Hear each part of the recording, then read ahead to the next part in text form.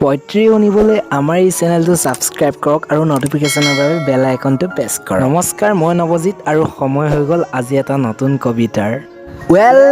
আজিৰ শিৰোনাম হৈছে ব্ৰেকআপ। এতিয়া তোমাৰ বাবে সকলো হেৰুৱাৰ পিছত তুমি কোৱা কি ব্ৰেকআপ? এয়া কেনেকৈ সম্ভৱ? ইয়াতো কলম নহয়, চিয়াহীবোৰ শেষ হ'লেই পেলাই দিবা। কলমতেই আৰম্ভ হৈছিল মোৰ প্ৰেম। তেতিয়া তুমি নাছিলা মোৰ কবিতাত।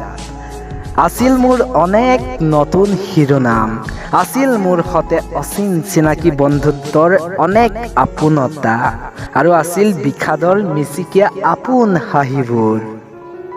কোনো দুখ নাছিল, অভিমানী জীৱনত অভিমান কৰিয়েই পাৰ হৈছিল সময়বোৰ। তুমিতো পাহৰিলাই প্ৰথমটো শিৰোনাম, কলমে জানো লিখা নাছিলো ভাল পাওঁ তোমাক।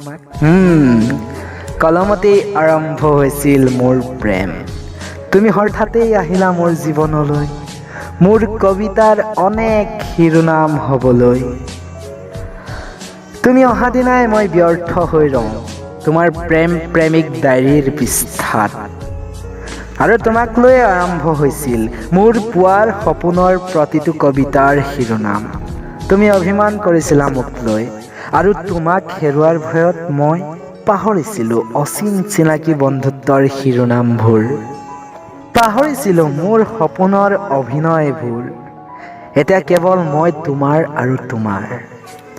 তুমি অহা দিনাই মোৰ জীৱন যেন দেৱদাৰু নগৰীৰ প্ৰেমিকৰ কথা কেনেকৈ লিখো শিৰোদাৰ কলমটিৰ এক অবিৰত প্ৰেম কবিতা। তুমি কোন দেশৰ অচিন প্ৰেমিকা, হঠাতেই আহিলা মোৰ জীৱনলৈ, অনেক ৰং সানি দিলা।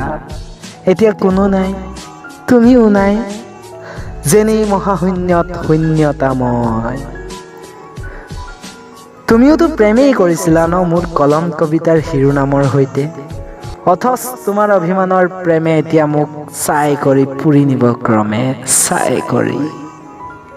সঁচাকৈ এতিয়া তুমি নাই, কোনো নাই, মোৰ অতীত মোৰ সেই শিৰোনামবোৰ, আৰু এতিয়া তোমাৰ বাবে সকলো হেৰুৱাৰ পিছত তুমি কোৱা কি ব্ৰেকআপ?